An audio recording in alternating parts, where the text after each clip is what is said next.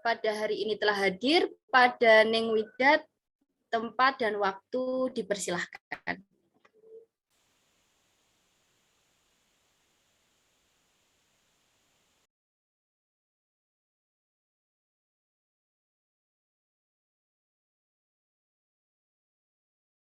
Maaf, Neng masih di unmute.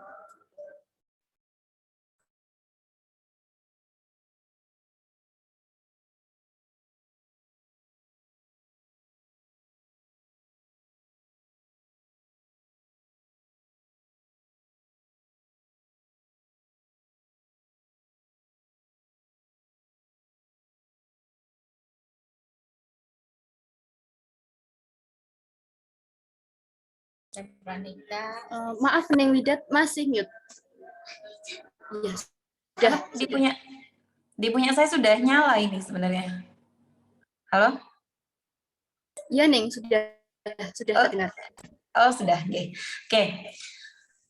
Yang kami hormati segenap Ibu dosen dan juga teman-teman yang menuju Solihah di Mutiara Solihah ini, Masya Allah, Alhamdulillah kita bertemu lagi, nggih. Meskipun dengan sedikit agak dipaksa oleh Neng Firda di teror baru kemarin sore dan akhirnya injury time saya baru menyelesaikan pembuatan PowerPoint-nya. Semoga tidak menghalangi niat kita untuk belajar dan tidak mengurangi materi saya untuk menyampaikan sedikit pun.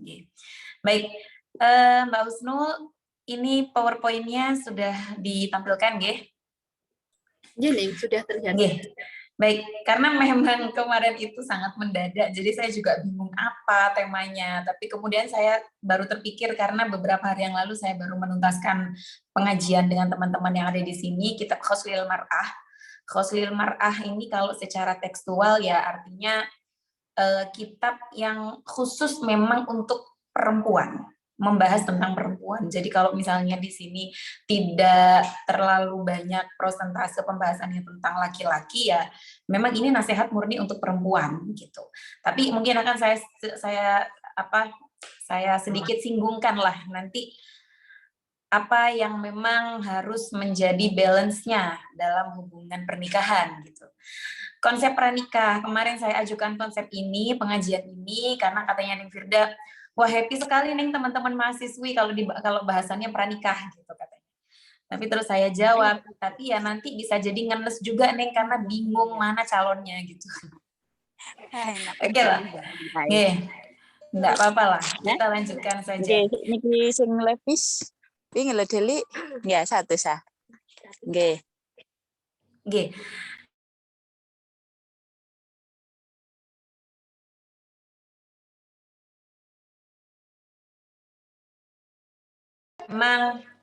Karena memang kitab ini adalah literatur klasik ya. Beginilah kalau mengajinya ini ya pakai Zoom ya, banyak distraksi. Oke. Next. Konsep pranikah dalam kitab Khoslil Mar'ah yang pertama bahasannya adalah mindset belajarnya. Banyak orang itu mendiskreditkan tentang para perempuan yang belajar tentang teori dalam pranikah. Biasanya omongannya biasanya apa namanya?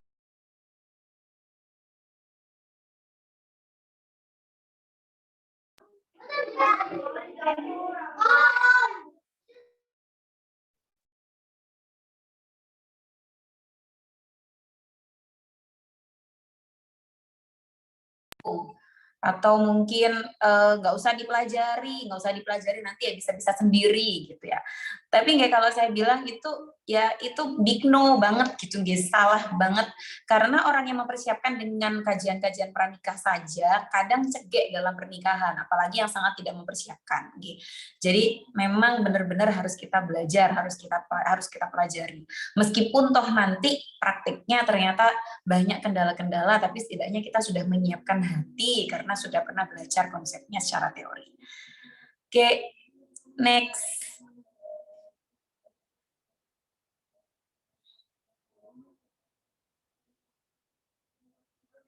Di scroll gitu, tolong di scroll.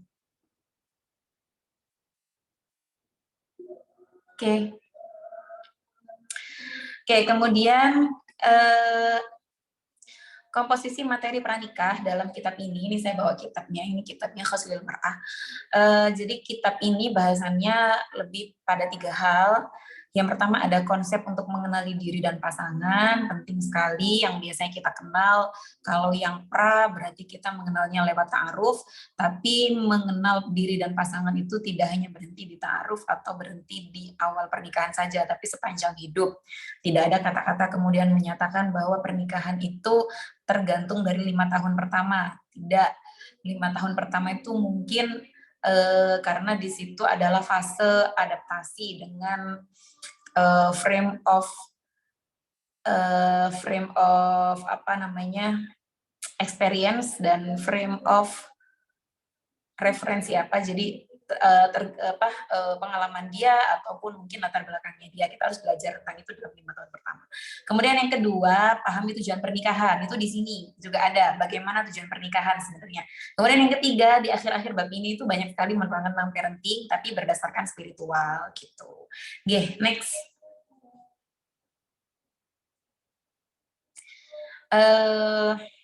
Kemudian bahasan yang pertama sekali di dalam kitab ini, yang pertama sekali yang ditaruh di sini itu adalah Rasulullah matur khairun nisa, tentang perempuan yang terbaik itu atau istri yang terbaik itu seperti apa. Khairun nisa man tasarroka ida absorta wa tuti'uka ida amarta wa tahfadhu ghaibataka fi nafsiha wa malika. Perempuan terbaik menurut Rasulullah matur, kalau Rasulullah sudah matur berarti kita mengikuti. Rasulullah bersabda, sebaik-baiknya perempuan adalah mereka yang menyenangkan mata saat kamu melihatnya, kamu suami. Jadi ketika suami melihat, kita mampu menyenangkan mereka gitu sesuai dengan apa yang mereka sukai. Kemudian menaati pada kesepakatan yang kau buat. Nah, di sini tuh ada bahasa amarta. Lah, amarta ini kalau misalnya secara tekstual itu biasanya diartikan apa yang mereka perintahkan. Tapi di sini tidak begitu. Saya berikan pemahaman di sini apa yang sudah disepakati. Karena pernikahan itu isinya adalah komunikasi dan kesepakatan. Jadi kalau sudah bersepakat maka taatilah gitu. Kemudian yang ketiga, khairun nisa adalah menjaga dirinya serta harta suami saat suami tidak ada. Menjaga kehormatannya dan menjaga harta atau rumah pada saat suami tidak ada, gitu. Next, kemudian berikutnya kita bergerak pada ada beberapa hal yang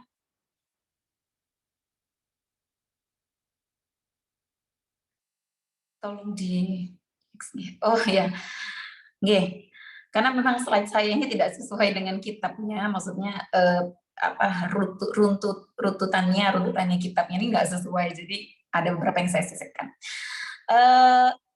Saya mengutip sedikit dari tadi kan kita berbicara tentang bagaimana seorang perempuan itu sebagai seorang perempuan yang khairun nisa tadi.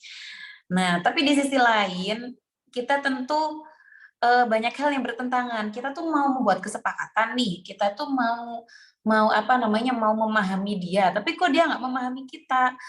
Nah, mungkin bukan dia tidak memahami kita, tapi kita tidak memahami bagaimana fitrah otak yang ada di dia gitu. Oke lah, kalau misalnya Anda tidak setuju dengan fitrahnya laki-laki tidak semua seperti itu, oke. Memang ada beberapa laki-laki yang memang bisa handling otaknya dengan lebih baik, misalnya lebih sesuai, karena katanya ada yang mengatakan jodoh terbaik itu adalah mereka yang berpikir terbalik. Gitu. Maksudnya terbalik dari fitrahnya gitu. Yang harusnya biasanya laki-laki itu berpikir A, tapi dia berusaha untuk berpikir B gitu. Nah, ada banyak hal perbedaan-perbedaan, silakan dibaca di sini. Jadi ini kalau saya mengutip dari Ustazah Aisyah Dahlan, contoh misalnya, contoh ini di sini ada wanita jika tertekan dia butuh bicara. Ketika dia sedang dalam kondisi sangat suntuk, stres, sumpek gitu, dia harus ngomong sama siapapun. Kalau bisa memang di sini dalam hal ini kalau bisa laki-laki. Tapi sedangkan laki-laki, pria jika tertekan akan diam untuk mencari solusi. Suara saya putus-putus. Mbak Husnul, suara saya putus-putus kah? Kalau di saya jelas nih. Oh jelas nih, karena barusan kok ada chat begitu. Nah, sedangkan kalau pria, kalau dia tertekan, dia lebih ke diam. Nah, gini kan kalau misalnya kita tidak memahami, kita akan marah-marah ya. Ada suami kemudian suntuk, dia diam saja, dia mendiamkan kita. Kita marah-marah. Kenapa sih? Ada apa sih? Jenengan ini kok diem aja? Ada yang salah sama saya. Padahal dia membawa masalahnya itu dari luar, bukan pada kita gitu ya. Nah, ini kalau kita jadi bukan berarti pasangan kita tidak memahami kita, tapi mungkin kita ya yang belum memahami bagaimana gaya dia ketika punya masalah, gaya dia dalam berkomunikasi, mungkin begitu. Nah, contoh lagi yang paling sering lagi, ini contoh. Wanita senang kontak mata saat bicara. Sedangkan laki-laki kurang menyukai kontak mata, lebih suka melihat benda. Jadi ketika kita curhat nih ya, kita curhat sama si laki-laki itu. Lah si laki-laki ini kok bingung liatin benda, lihat bawah, atau mungkin lebih ke melihat mobil lewat dan sebagainya, tidak mengamati, tidak melihat kita, tidak melihat lawan bicaranya. Kita marah gitu. Kita marah. Jangan gini Mas, lihat aku butuh diperhatikan loh. Lah dianya lebih memperhatikan barang yang lewat kok daripada kita gitu. Sedangkan kita lebih suka eye to eye gitu ya, kita lebih suka mata ngelihat mata gitu, lihat lawan bicara kita. Ini jadi dari sisi-sisi itu makanya kenapa kok saya memunculkan amarta di sini adalah kesepakatan, karena kesepakatan itu akan terbentuk ketika sudah saling paham. Sedangkan kalau perintah itu kan satu arah sifatnya gitu. Nah, maka laki-laki dan perempuan harus saling paham gitu. Jadi tolong ya kalau misalnya perempuan baca buku apa, tolong mungkin kalau bisa resensinya beritahukan kepada suami gitu. Jadi suami juga sedikit banyak memahami gaya berpikir kita seperti apa. Gitu. Kenapa Rasul menegaskan tentang penampilan terlebih dahulu? Di situ tadi kan idza nadorta saraka gitu. Ketika kamu melihatnya, dia mampu menyenangkan kamu. Karena memang laki-laki itu adalah makhluk yang presentasinya lebih banyak kepada visual. Jadi dia lebih titik tekannya pada look. Apa yang terlihat mata itu yang lebih memuaskan dia. Kalau kita kan puasnya kita itu bukan dari look, tapi puasnya kita dari rayuan, bahasa-bahasa yang godaan seperti itu, dari audio kita mendengar sesuatu maka kita tergoda gitu, maka kita terayu gitu. Kalau laki-laki terayunya ya dari look gitu, dari tampilan gitu. Makanya kita juga harus pandai-pandai memelihara penampilan kita sesuai dengan keinginan suami, sesuai dengan selera suami gitu. Jangan selera sosial. Kalau selera sosial, Mas aku kepengen kurus gitu, aku kepengen kurus, aku lu suka yang agak gemuk gitu. Akhirnya ya nggak jadi gitu. Akhirnya akan terjadi penggerengan lagi gitu. Next. Yang perlu diperhatikan bagi perempuan adalah, ini kembali lagi ke kitab ini, kalau di sini ada namanya itu min ahamin nasoiyah. Jadi hal-hal yang paling perlu diperhatikan bagi perempuan. Yang pertama adalah belajar ilmu mendidik anak untuk sholih atau parenting secara Islami. Madrasatun idza a'dattaha a'datta sya'ban tibat a'rab nih.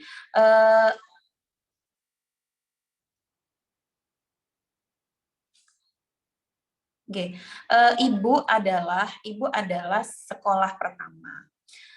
Ibu adalah sekolah pertama apabila kamu mempersiapkannya. Nah, mempersiapkan satu anak maka sama seperti kamu mempersiapkan satu generasi gitu.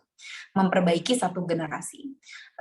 Jadi seperti itu. Maka kalau misalnya perempuan tidak diperbolehkan untuk lebih tinggi menuntut ilmu, maka apa yang akan kita didikan kepada anak-anak kita gitu. Maka saya senang sekali ketika teman-teman dari mahasiswa-mahasiswi ini selain belajar di perkuliahan juga himmah untuk menuntut ilmu agama banyak, tinggi, itu saya senang sekali gitu, karena memang kita adalah perempuan yang mengelola peradaban.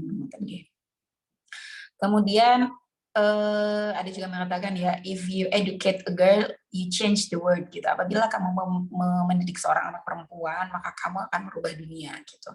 Maka kemudian yang kedua, memperhatikan kondisi suami secara fisik, psikis, dan finansial. Sebenarnya kalau di sini itu banyak sekali, tapi saya rangkum menjadi beberapa hal. Yang kedua, memperhatikan kondisi suami secara fisik, psikis, dan finansial. Biasanya hanya fisik dan psikis.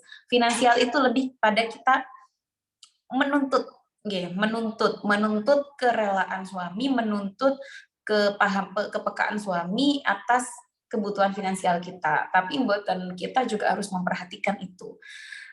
Menitik beratkan kepada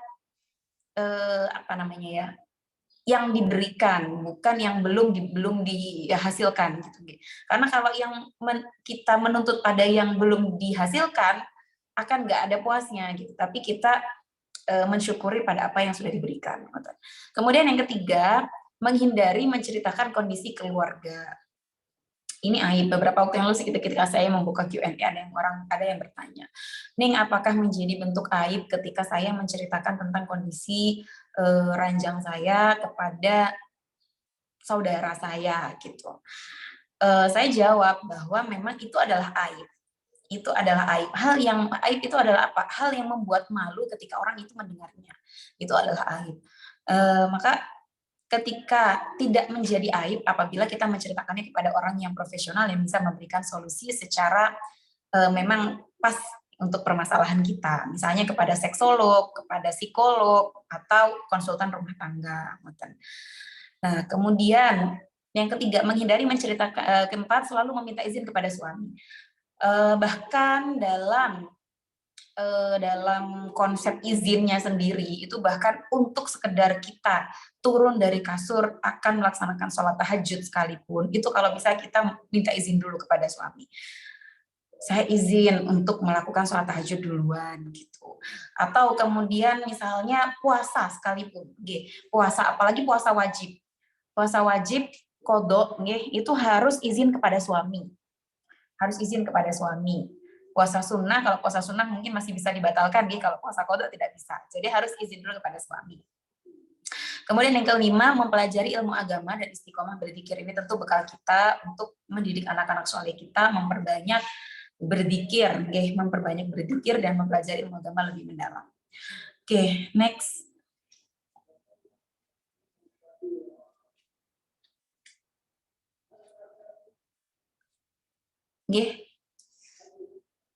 Tolong next. Dari cara berzikir juga, kalau misalnya di kitab ini itu bahkan diminta untuk al-muhafadzah 'alal awrad al-yaumiyah fi shabah wa qiraatur rotib fil masa. Ada namanya itu rotibul haddad. Rotibul haddad itu yang biasanya kita baca, kita pikirkan, itu kalau bisa itu dibaca dan dihafalkan bagi para ibu-ibu. Jadi ibaratnya sambil masak baca rotib, sambil nyapu baca rotib, sambil menggendong bayi juga baca rotib gitu. Jadi kalau bisa dihafalkan. Tolong di next, Mbak Operator.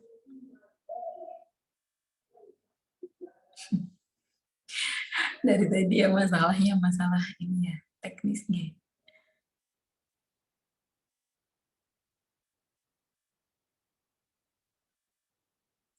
Halo, ya Mbak Husnul?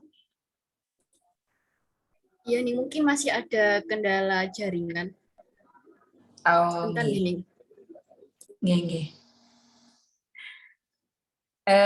Kita habis ini mungkin menuju, kalau nggak salah, menuju ke beberapa nasihat, 10 nasihat bagi calon istri gitu.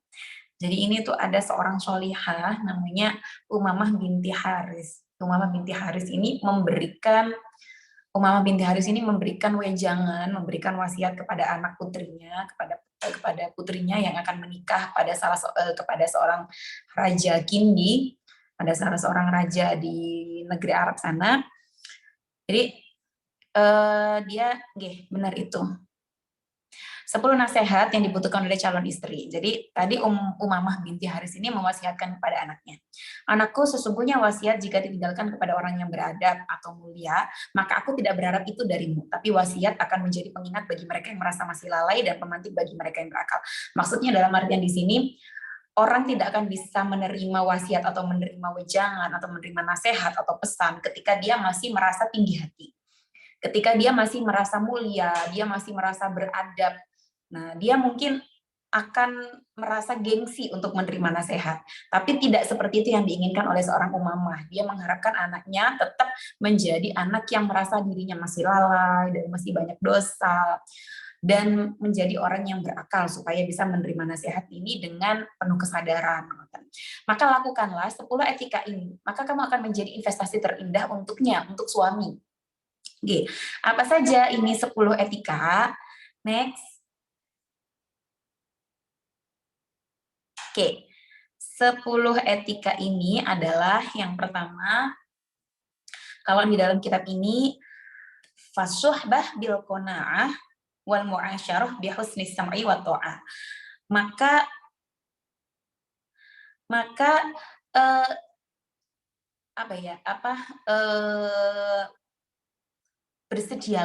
bersedialah untuk qanaah atau neriman dan husnul mu'asyarah.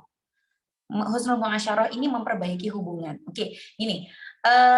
Biasanya kalau misalnya laki-laki itu berpegangan pada ar-rijalu qawwamuna 'alan nisa supaya bisa melakukan kesewenang-wenangannya kepada perempuan. Nah, tapi perempuan harusnya punya dalil sendiri untuk merem itu gitu. Ada wa asyruhunna bil ma'ruf. Maka berhubunganlah dengan kami perempuan dengan yang baik-baik, hubungan yang baik gitu.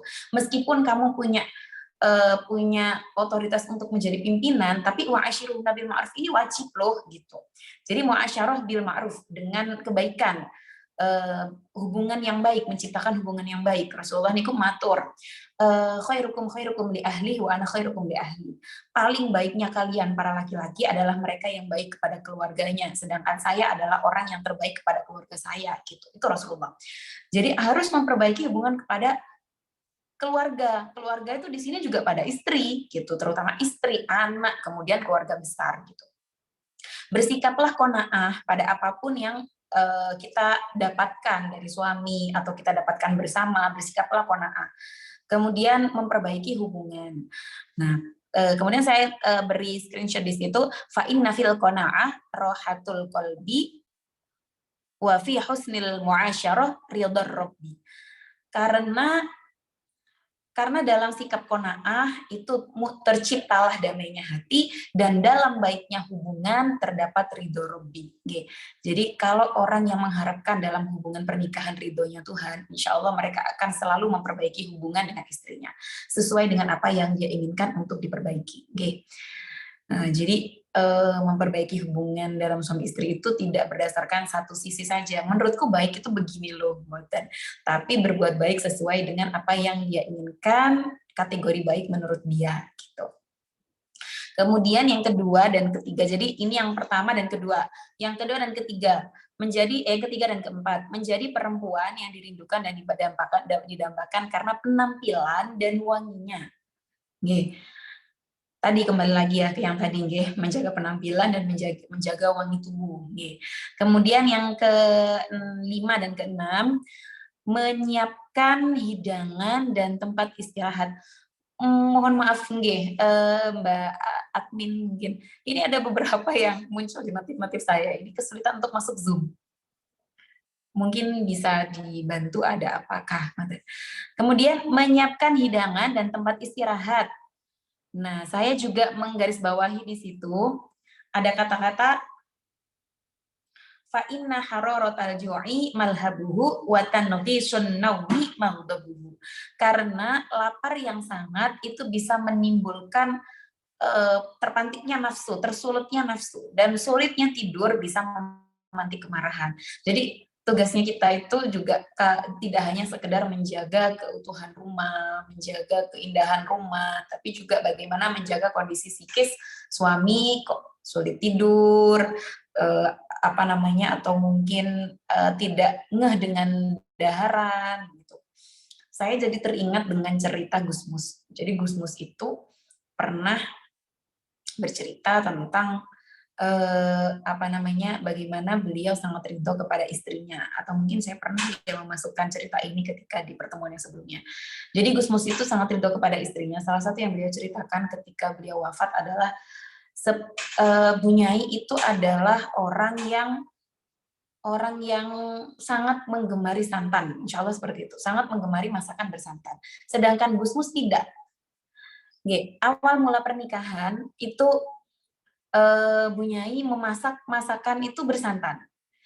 Tapi Gus Mus tidak menghina, juga tidak ngenyek sama makanannya, tapi beliau hanya tidak menyentuh gitu makanannya. Dari situ Bunyai memahami, oh ternyata suamiku nggak suka makanan yang bersantan. Akhirnya setelah saat itu sampai beliaunya wafat, itu beliau memasak sesuai dengan seleranya suami, meskipun dia tidak selera dengan itu. Jadi membahagiakan orang lain itu sesuai dengan apa yang dia inginkan untuk bahagia, bukan sesuai dengan apa yang kebahagiaan yang kita berikan.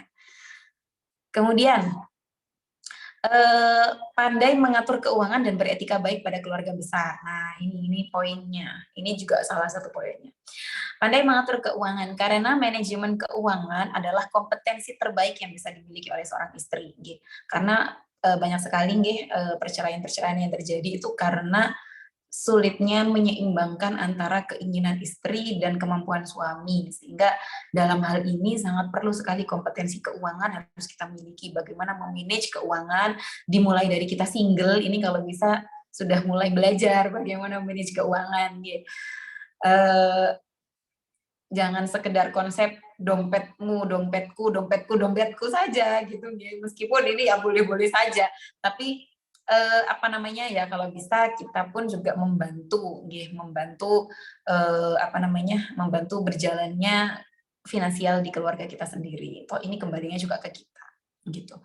Dan juga beretika baik pada keluarga besar. Beretika baik pada keluarga besar adalah paling baiknya norma.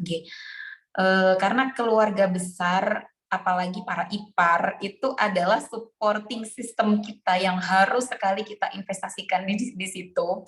Karena ketika misalnya ada hal-hal yang tidak bisa kita selesaikan, itu bisa jadi kita minta tolong kepada saudara terdekat atau kepada mertua untuk membantu menyelesaikan gitu.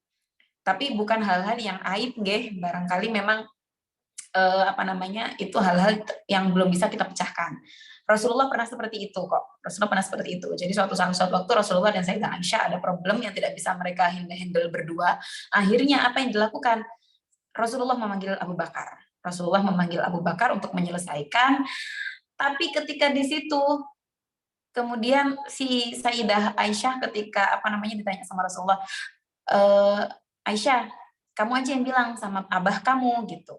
Kemudian mereka tanya Sayyidah Aisyah bilang, nggak usah Rasulullah, jangan aja yang bilang, tapi jangan lupa ya, harus jujur, harus yang baik-baik, harus yang benar yang diomongkan. Kemudian Sayyidina Abu Bakar di situ marah dan menampar Sayyidah Aisyah karena menurut beliau itu tidak beretika kepada seorang Rasulullah gitu. Rasulullah seorang yang jujur, tapi kenapa diberitahu seperti itu sama Aisyah gitu. Akhirnya di situ Rasulullah tidak kemudian orang yang anti kritik ya. Beliau kemudian mengatakan pada Abu Bakar, aku mendatangkan kamu ke sini untuk menyelesaikan permasalahanku, bukan untuk menampar istriku gitu. Next. Jadi harus kepada keluarga besar menjadi investasi yang terbaik untuk kita. Next. Kemudian yang terakhir, yang ke-9 dan yang ke-10 adalah tidak mudah, jangan mengumbar aib keluarga dan jangan menentang kesepakatan dengan suami. Jika kamu atau istri semakin menghormati suami, maka dia akan semakin menghargai kita. Jika kamu semakin mentaatinya, maka dia juga akan menyayangi kita. Jadi seperti itu insya Allah konsepnya. Kok ternyata kita sudah menghormati, kita sudah mentaati, tapi kok dia masih belum menunjukkan tanda-tanda menghargai kita, maka saya kira pasti ada waktunya. Yang penting kita tidak usah berkecil hati. Kalau saya pernah menulis gitu kalau nggak salah, adaptasi kita dengan suami itu ketika ada yang bertanya ke saya, Neng, berapa lama kita harus tahan dengan pola seorang suami gitu. sampai berapa lama kita beradaptasi dengan suami? Saya jawab, semaksimal selama dia hidup sebelum hidup dengan kita. Jadi kalau misalnya dia hidup dengan kita di usia 25 tahun atau di usia 30 tahun, maka 30 tahun itu juga adalah usia maksimal, usia minimal kita bersabar atas adaptasi yang harus kita lakukan dengan suami.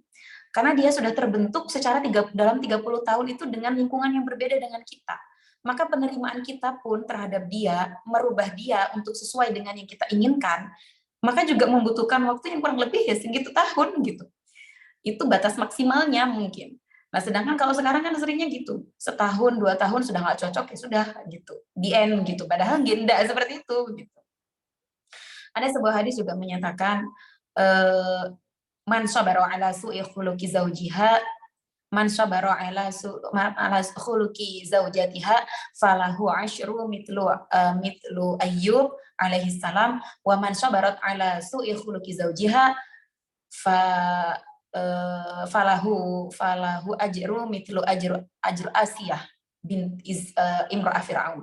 Barang siapa yang sabar pada perilaku buruknya suaminya, istrinya, maka dia akan mendapatkan pahala kesabaran seperti kesabarannya Sayyidina Nabi Ayyub. Barang siapa yang bersabar atas perilaku kurang baiknya suaminya, maka dia akan mendapatkan pahala seperti pahala Sayyidah Asiyah, istri Fir'aun. Next. Kemudian kita saya kira kalau ini sudah banyak sekali ya dipahami.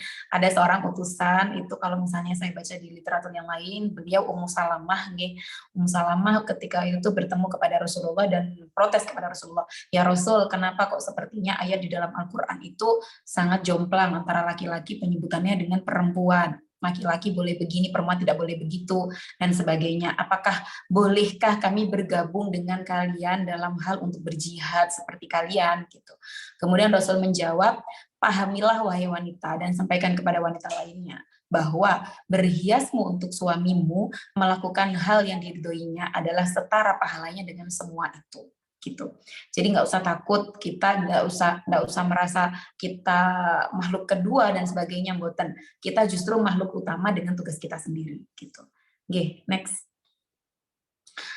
Nah, di dalam kitab ini juga banyak sekali faedah-faedah. Faedah ini kalau di sini saya artikan sebagai kiat, sebenarnya faedahnya banyak sekali, bahkan di sini ada ramuan-ramuan, tapi mohon maaf karena ini ramuan-ramuan yang klasik sekali. Bahkan kalau saya boleh bicara itu di sini ada bahkan sampai meminum ramuan yang terbuat dari kulit ular, ada yang dari kotoran tikus dan sebagainya. Ini karena masih sangat klasik sekali, jadi tidak saya sertakan di sini. Mungkin saya sertakan yang poin-poin saja yang biasanya kita ketahui di masyarakat.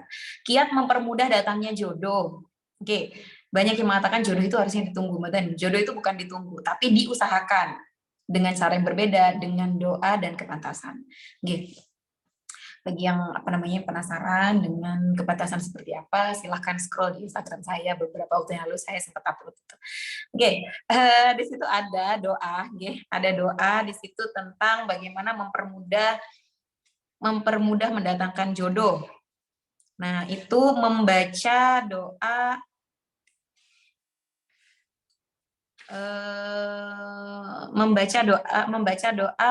Rabbi inni lima anzalta ilayya min khairin fakir. Membaca itu dari surat Al-Qasas dibaca dengan berulang-ulang. Ada juga membaca surat Al-Hajj, wa adzin fin nasi bil hajji ya'tuka rijalan wa 'ala kulli dhamiri ya'tina min kulli fajjin 'amik. Itu dibaca juga, atau bisa juga mengamalkan dengan membaca lafaz Asmaul Husna Al-Ali diulang sampai 7.000 kali. Nah, ini sampai datangnya jodohnya. Kemudian yang kedua, kiat menyegerakan keturunan. Bagi yang masih belum mendapatkan keturunan, maka yang pertama dalam kitab ini memperbanyak istighfar. Yang kedua, membaca surat Maryam tiap hari. Kemudian yang ketiga, membaca doa di bawah ini. Doanya, Rabbila tadarni fardan wa anta khairul warithin. Ya Allah, jangan tinggalkan aku dalam kondisi sendirian. Ya Allah, padahal engkau adalah sebaik-baiknya orang yang mewariskan keturunan gitu. Itu dibaca. Atau habli min ladunka waliya waj'alhu rabbi radiyya, rabbi habli minas sholihin, rabbi habli min ladunka dzurriyyatan thayyibah innaka sami'ud du'a. Itu bisa dibaca. Kemudian next ada kiat lagi, kiat apa ya? Di bawahnya. Oke, ini saya kira nanti setelah pengajian ini semuanya pada wiritan nggih. Wiritan tadi ala-ali gitu nggih. Biar disegerakan judulnya. Oke. Kiat mendapatkan anak laki-laki. Ini di sini juga ada nggih. Membaca doa berikut. Allahumma sholli ala sayyidina Muhammadil kamilil mukmil inni samaituhu Muhammad fa idza waladtu dzakaron samathu Muhammadan. Nggih, insyaallah seperti itu. Enggak kelihatan. Nggih. Monggo nanti mungkin di screenshot. Ini sih. Nggih.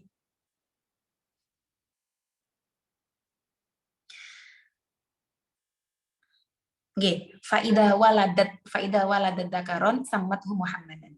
Nggih, jadi membaca itu sambil ditiupkan ke perut si istri. Nah, itu ada yang mengatakan kalau bisa sebelum nafkhur ruh, sebelum usia kehamilan yang sudah ditiupkan ruh ke situ. Nggih. Jadi di trimester pertama itu dibacakan, ngoten. Kemudian kalau misalnya secara medis nggih ada memperhitungkan masa subur, di situ sudah biasanya ada di kalkulator masa subur kapan persentase bisa laki-lki, kapan persentase bisa perempuan. Kemudian yang ketiga memperhatikan pola makan, secara medis juga seperti itu, silahkan membaca-baca gitu. Kemudian kiat mempermudah persalinan, membaca doa berikut. Hannat waladat Maryam waladat Isa, ukhruj ayyuhal maulud bihaqqil malikil ma'bud. Nggih. Dibacakan itu kalau bisa membacakan suaminya untuk menjadi motivasi. Ya, kalau yang baca istri sudah biasa, tapi kalau suami yang membaca itu kan ada hormon-hormon yang mengalir kepada istri untuk semakin membahagiakan, semakin memudahkan persalinan gitu. Itu dibaca. Terus banyak mengkonsumsi air mineral dan kurma di trimester terakhir. Ini tercantum juga di dalam kitab ini bahwa kurma adalah makanan terbaik untuk ibu hamil dan ibu menyusui. Next. Kemudian apa lagi? Kiat memperlancar ASI. Kiat memperlancar ASI. Di situ ada membaca doa juga. Bacaan doanya adalah membaca ayat Al-Qur'an. Wa innalakum fil an'ami la'ibratan nuskikum mimma fi butuniha min bain farati wa damil labanan khalisan sa'ighal lisyaribin. Nah, itu membacakan itu kemudian ditiupkan ke punggungnya si istri. Dibaca berturut-turut selama 3 hari di usia setelah melahirkan. Nggih. Next, Mbak. Nah, kemudian yang kedua memperhatikan kondisi psikis, banyak membaca buku persiapan kelahiran, dan kalau bisa juga suami ikut membaca. Kalau bisa ikut persiapan parenting, mengikuti seminar parenting. Kiat meredakan tangisan bayi. Nah, ini juga kalau biasa yang saya baca itu dalam surat apa ini? Itu wa khasya'atil aswatu lirrahmani fala tasma'u illa hamsa. Khawatir memang ada bisikan-bisikan yang lain yang mempengaruhi bayi ini menangis, nggih, khawatirnya dari makhluk-makhluk yang lain. Jadi dibaca itu wa khasya'atil aswatu lirrahmani fala tasma'u illa hamsa. Itu dibaca berulang-ulang sambil menggendong bayinya. Pun terakhir dari saya apa itu? Terakhir dari saya, karena menikah bukan tentang saling berkorban sebesar apa, tapi tentang saling memberi sebesar apa. Gitu. Kalau berbicara tentang saling berkorban, nggak akan ada habisnya, nggak akan ada selesainya. Kita akan selalu bilang, aku sudah berkorban lebih loh untuk kamu, aku sudah berkorban lebih untuk kamu. Akan selalu saling tidak menurunkan ego. Tapi kalau misalnya kita berbicara saling memberi apa, maka di situ kita akan saling berintrospeksi. Aku sudah memberi apa sih ke suamiku juga sudah memberi apa kepada aku, seperti itu. Jadi akan saling mengintrospeksi. Itu sekian dari saya. Matur nuwun, terima kasih. Itu saja, semoga bermanfaat. Saya kembalikan kepada Pak Husnul.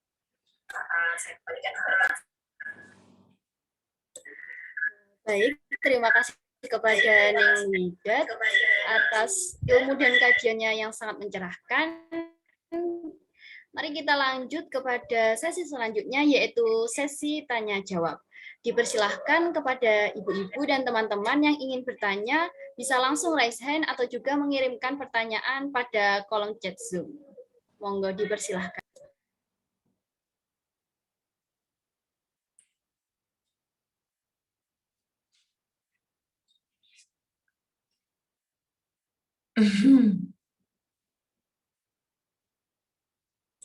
Ya nih, ini ada yang bertanya pada kolom chat Zoom. Ning boleh tanya terkait kitabnya beli di mana? Nggak harus beli Mbak, kalau zaman sekarang bisa PDF gitu.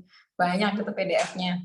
Silahkan. Tapi nggih, jangan kaget nggih nanti karena di situ itu banyak sekali apa ya, ramuan-ramuan yang banyak yang tidak sesuai, tidak relevan gitu nggih. Nggih, nggak apa-apa, monggo silakan. Cari aja di PDF banyak kok.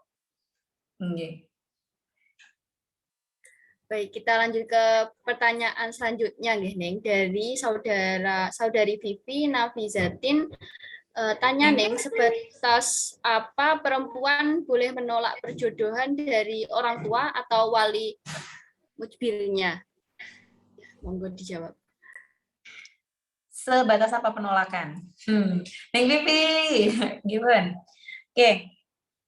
Kalau misalnya kita bicara tentang lagi berebut sama anak. Selalu dengan ini. Dibacain tadi, Neng. Oke. Gini kuning, apa ingin tanya kan biasanya kan orang tuh bingung ya mau nolak tapi takut karena dijodohkan gitu sama apalagi yang jodohin tuh wali mujbirnya gitu. Oke. Kalau misalnya urusannya dengan perjodohan, urusan dengan apa namanya nolak atau enggak, apalagi dikaitkan dengan stigma, jangan sering nolak, nanti nggak ada yang mau ngelamar kamu lagi gitu. Kita kembali kepada hasil istikharah. Okay. Kembali kepada hasil istikharah. Ada juga seorang kiai itu yang menyatakan bahwa hasil istikharah terbaik itu adalah ketika dua-duanya sama-sama cocok dan keluarga juga saling cocok, tidak perlu istikharah. Itu sudah istikharah terbaik. Nah, tapi ketika tidak saling cocok, maka tetap harus kita kembalikan kepada yang memberi jodoh. Kita istikharah sama Allah. Nah, kalau misalnya memang istikharah kepada Allah itu ternyata memang hasilnya kurang baik, itu bisa sangat menjadi pijakan kita. Apalagi kalau misalnya tidak mukafaah, tidak mukafaah. Mukafaah di sini sesuai dengan kriteria dari Rasulullah, 4 hal, 4 hal li jamaliha, li nasabiha, li maliha, walidiniha, karena agamanya, karena kecantikan atau tampangnya, kemudian hartanya dan keturunannya, Jadi dari 4 hal itu, selama masih mukafaah, tidak ada halangan dari kita untuk menolaknya. Karena kita belum tahu apakah jodoh yang menurut kita kurang baik itu memang baik menurut Allah, ataukah yang jodoh yang menurut kita baik itu ternyata kurang baik menurut Allah. Jadi intinya ikut Allah saja gitu hasilnya. Nikuh mungkin. Ngoten. Gimana, Bang? Terima kasih atas jawabannya, Neng Widah. Sami-sami, Nengku.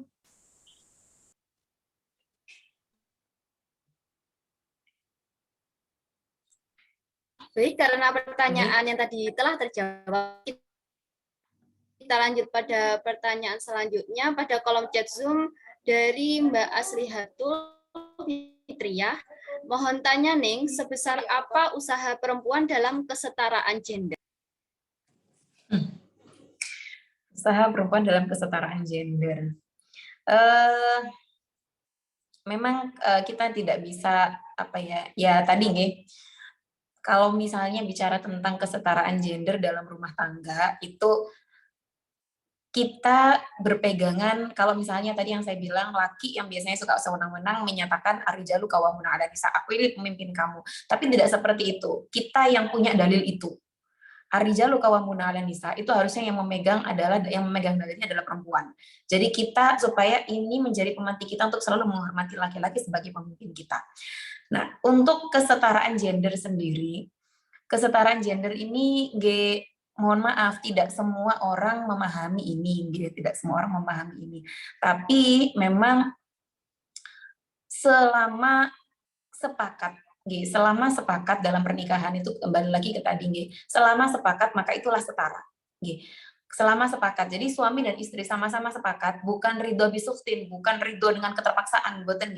Jadi selama sudah memunculkan suatu kesepakatan bersama, aku ingin kerja, si suami menginginkan untuk istri ada di rumah, maka ayo tolong cari jalannya. Sepakatnya seperti apa? Oh, kamu kerjanya dari rumah, gitu misalnya. Dan kita menerima dengan ridho. Sudah jadi kesepakatan. Nah, itulah setara. Disitulah gendernya berjalan gitu. Jadi tidak semua kesetaraan gender yang dikeluarkan oleh feminis itu berjalan di kehidupan rumah tangga, karena bagaimanapun kita berhadapan langsung dengan ridho suami. Ridho suami itu sudah menjadi surganya istri, maka kita harus berhati-hati di sini dalam bersikap gitu. Ya, jadi poinnya adalah yang penting sepakat, saling ridho, maka disitulah kesetaraan gender berjalan gitu.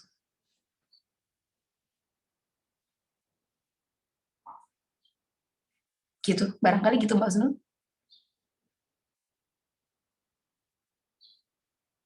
Halo.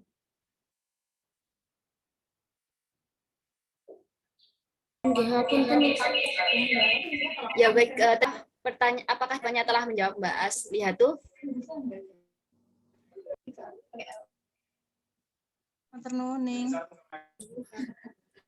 Baik, kita lanjutkan ke pertanyaan selanjutnya, yaitu dari Mbak Naila. Ning izin bertanya, apakah boleh kita sebagai perempuan menanyakan status teman laki-laki kita, apakah dia sudah memiliki pasangan atau belum? Ya monggo, Ning Widat. Ya harus sekali toh, harus sekali, nggih. Ketika kita akan mencoba memulai untuk, kemarin tuh ada yang tanya ke saya gini, mungkin bisa relate, Jadi ada yang bertanya ke saya gini, Neng, kalau kita mau ta'aruf, gimana mau ta'aruf? Sedangkan kita tidak saling mengenal. Justru ta'aruf itu untuk mengenal, khitbah itu untuk melamar dan memastikan untuk pernikahan gitu.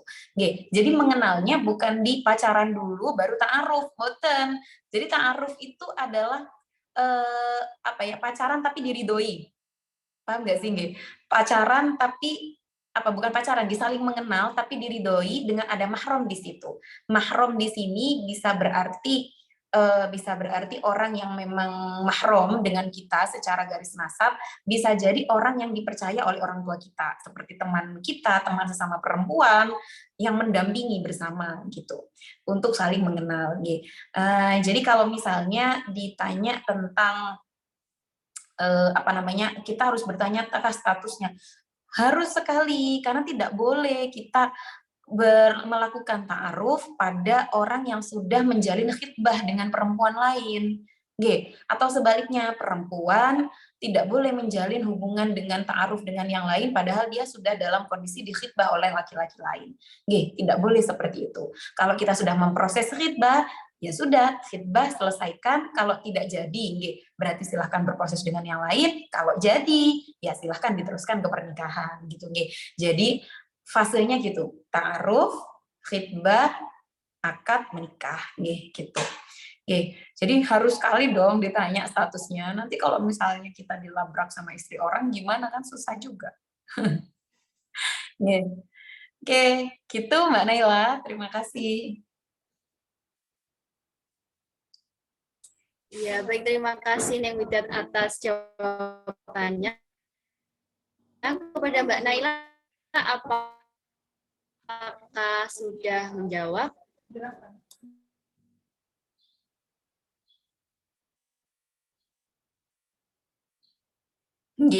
Sudah dijawab di chat itu. Matur nuwun Mbak Naila.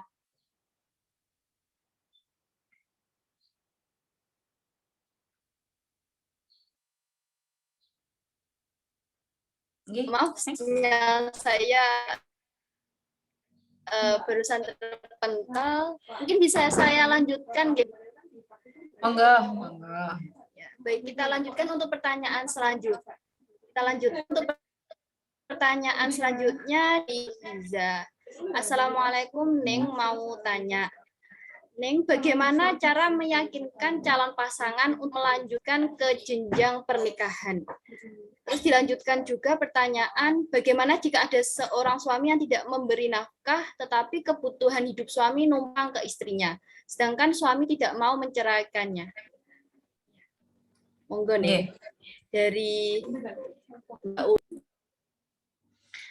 Oke, nggih. Yang pertama dulu, nggih. Yang pertama tentang apa tadi? Tentang bagaimana apa saya tadi kok inget yang kedua aja nggih. Yang pertama apa tadi, Mbak? bagaimana cara meyakinkan calon pasangan untuk melanjutkan ke jenjang pernikahan ini? Oke. Bagaimana cara meyakinkan pasangan untuk melanjutkan ke jenjang pernikahan? Nggih. Kalau untuk meyakinkan, ini memang kembali kepada seni berkomunikasi kita, nih. Bagaimana cara kita berkomunikasi? Karena kalau misalnya secara agama, yang mencinta bisa kalah dengan yang langsung datang kepada orang tua. Nih. Jadi bisa jadi yang datang ke orang tua bukan orang yang sedang dalam proses dengan kita, gitu. Atau ya sebaliknya. Jadi kalau misalnya untuk meyakinkan, bagaimana meyakinkan kepada si calon, giringnya ya giring halus, kalau misalnya kalau sekarang di mana semua akses serba terbuka, saya kira ya langsung berkata belak-belakan saja, nggak kenapa-kenapa. Karena perempuan itu kan banyak dikaitkan dengan macam-macam stigma, terkait usia dan sebagainya. Semakin lama dia akan semakin stigma negatif semakin melekat di kita. Nah, maka kalau misalnya masih kita biarkan dalam ketidakjelasan seperti itu, yang kasihan juga di kita gitu. Maka baiknya harus komunikasi dengan tegas gitu. Perempuan yang memiliki ketegasan, saya kira nilainya lebih tinggi gitu, karena memang perempuan yang punya ketegasan itu kan berarti dia tahu apa yang dia inginkan dan kapan dia harus memulai ini semua gitu. Jadi ketika memang sudah waktunya hubungan ini harusnya sudah mulai dibawa, ya pertegas saja, tanyakan dengan tegas, Niki jadinya ini gimana? Memang hubungan ini berakhirnya pada pernikahan atau tidak? Karena kalau tidak ya saya akan limpahkan kepada orang tua, misalnya seperti itu, gitu. Jadi saya kira harus dibicarakan secara tegas, gitu. Nah, kalau misalnya laki-lakinya masih hanya bermain-main saja, saya kira berarti itu yang tidak baik untuk jenengan, gitu. Meskipun toh dia berkata dengan dalih jatuh cinta dengan sampean, gitu. Orang yang mencinta tidak akan membawa dosa untuk yang dicintai. Saya kira seperti itu. Jadi kalau misalnya masih terus-terusan memberikan dosa kepada kita, maka saya kira itu bukan orang yang benar-benar mencintai kita gitu. Kemudian apa namanya tadi yang kedua tadi bagaimana dengan orang laki-laki yang numpang hidup di keluarga istrinya gitu, Mbak? Iya, benar nih. Numpang hidup di keluarga istrinya, Mungkin tidak memberikan bisa nafkah. saya ulang kembali nih pertanyaannya. Bagaimana jika ada seorang suami yang tidak memberi nafkah, tetapi kebutuhan hidup suaminya numpang ke istrinya, sedangkan suami tidak mau menceraikannya? Ada dua kasus di sini. Kalau misalnya si istri ini memang rela untuk menjadi tulang punggung keluarga. Misalnya katakan suami memang tidak bisa menafkahi karena keterbatasan fisik atau apapun yang terjadi misalnya dalam perjalanan pernikahannya mereka, maka selama si istri ridho tidak apa-apa. Selama si istri ridho tidak apa-apa. Tapi kalau misalnya hal ini kemudian sebenarnya dalam ilmu agama itu ada namanya fashun nikah, fasahnya nikah, rusaknya pernikahan. Itu salah satunya itu selain karena keluar dari agama atau murtad pasangannya. Kalau pasangannya murtad, otomatis sudah jatuh ini bahwa memang sudah rusak pernikahannya. Maka pernikahan beda agama tidak boleh loh. Kemudian ada lagi yang mengkategorisasi rusaknya pernikahan itu karena tidak diberi nafkah. ini ada hitungan waktunya, ada hitungan bulannya, bahkan ada yang mengatakan 3 bulan, ada yang mengatakan 6 bulan, dan ini berlangsung terus-menerus. 3 bulan full sama sekali tidak pernah diberi nafkah, maka bisa menjadi jatuhnya rusaknya pernikahan gitu. Atau 6 bulan, ada yang mengatakan seperti itu. Nah, ketika memang misalnya ridho yang tadi itu, maka dipersilahkan. Otomatis itu bernilai ibadah, bernilai pahala untuk kita kalau kita memang ridho di situ. Nah, tapi kalau misalnya tidak ridho, maka ya bunyinya menjadi tidak dinafkahi oleh si suami dengan layak, dengan baik, maka akan jatuh ke dalam faskhun nikah, ke dalam rusaknya pernikahan, seperti itu. Oke. Nah, makanya memang perlu sekali kita harus mempertimbangkan prinsip-prinsip dalam kehidupan rumah tangga sebelum kita menikah, alias ta'aruf. Ta'aruf itu penting sekali. Kalau perlu ada tuh namanya wishlist nih. Wishlist kita untuk pasangan kita itu kalau bisa ada. Saya ingin punya suami yang seperti ini. Suami saya itu harus yang seperti ini. Ada yang harus, ada yang bisa ditolerir. Itu dicari, dicantumkan gitu. Oke, apa salahnya sih kita berharap kalau misalnya yang datang kepada kita sesuai dengan harapan kita kan gitu kan, yang kita doakan yang sesuai dengan harapan gitu. Oke, enggak apa-apa, ditulis aja gitu. Mungkin yang terakhir dari saya terkait dengan pertanyaan ini tadi, Mbak, menikah itu bukan menjadi solusi untuk yang satu-satunya untuk kita menjadi wanita yang sholihah. Wanita sholihah itu adalah wanita yang maslahat, wanita yang manfaat gitu. Selama memang belum waktunya kita untuk mendapatkan jatah pernikahan, maka perbuatlah kemanfaatan dan kemaslahatan sebanyak mungkin gitu. Jadi jangan melulu terus orientasi kita hanya menikah. Buatan menikah itu ditunggu dengan doa. Insyaallah seperti itu. Monggo. Baik, terima kasih atas jawabannya Ning Widat. Mungkin untuk Mbak Ulul, apakah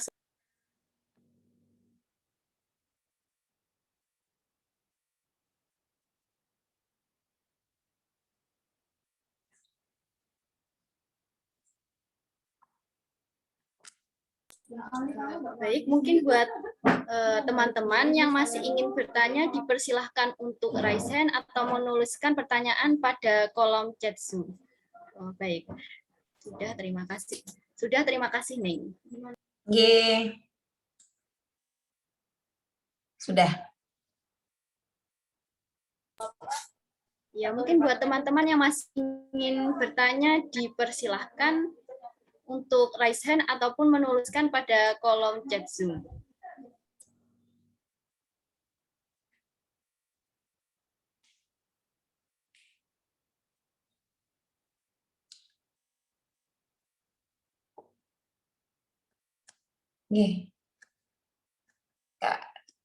Kalau misalnya sudah nggak ada, apa-apa. Ya, mungkin karena juga keterbatasan waktu, nggih, Ning, dan teman-teman sepertinya belum ada pertanyaan. Mungkin sesi tanya jawab pada siang hari ini bisa dicukup.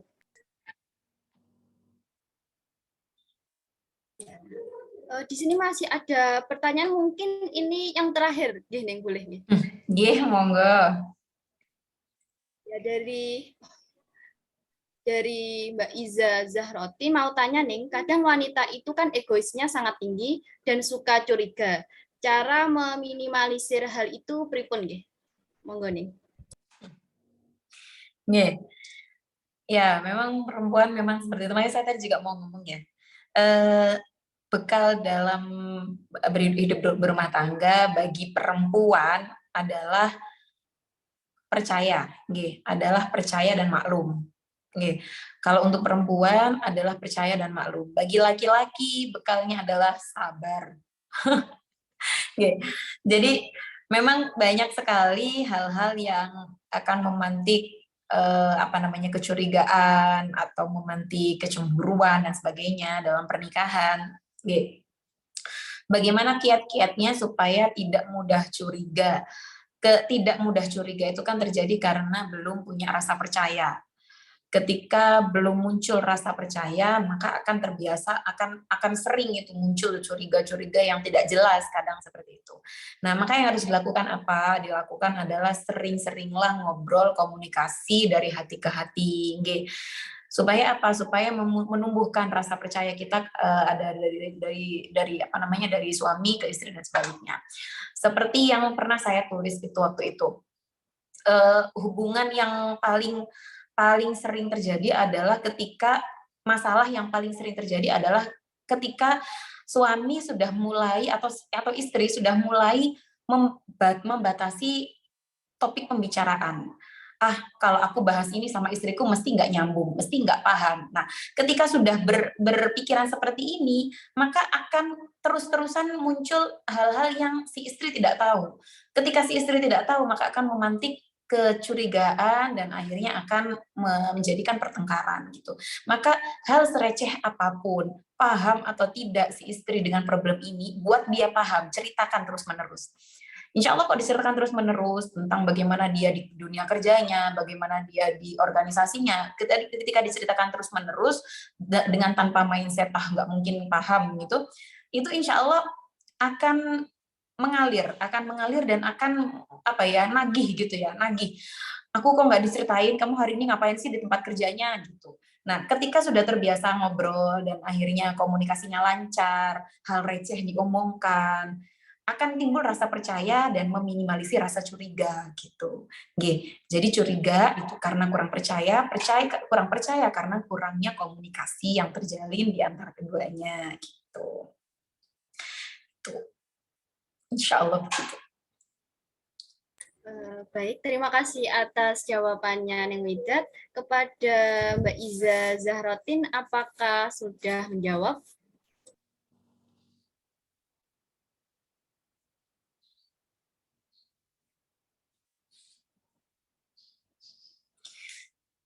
Mbak Iza, jangan ragu untuk bertanya. Jangan ragu untuk bertanya karena memang laki-laki itu kosakata berbicaranya dalam sehari itu 1:1000 daripada kita. Jadi harus kita pantik dulu biar dia ngomong. Nah, supaya dia mau cerita dengan kita. Jadi harus diajak ngomong. Monggo Mbak Husnul. Baik, mungkin karena keterbatasan waktu, Neng, jadi untuk selanjutnya bisa ditanyakan di lain hari, nggih. Maka berakhirlah kajian kita pada hari ini. Mungkin terlebih dahulu dari Neng Widat, apabila ingin menutup penyampaian materi kali ini.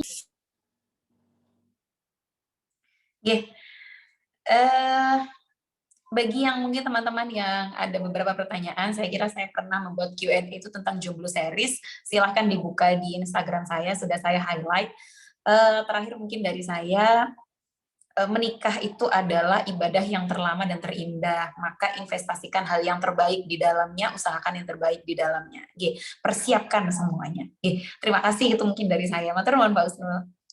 Ya, terima kasih banyak Neng Widat atas kajiannya yang sangat mencerahkan. Baik, dengan terjawabnya pertanyaan tadi sekaligus penutupan materi pada hari ini, maka kajian Mutiara Sholihah pada siang hari ini berakhir juga. Semoga apa yang kita dengarkan dan kita dapatkan pada kajian kali ini dapat bermanfaat. Amin, amin, ya rabbal alamin. Karena tadi kita awali dengan doa, maka sebaiknya kita akhiri juga dengan doa. Berdoa dipersilahkan.